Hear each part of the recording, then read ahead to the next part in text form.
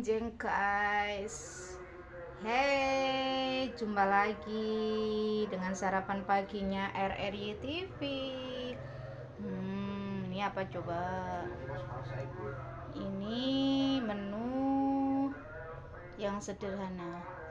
Tahu tauge ditumis ya guys. Jangan lupa dengan apa ini namanya, temennya kerupuk merah hijau kuning. Nih makanan pendampingnya ini ya, ada cocis, ada pindang,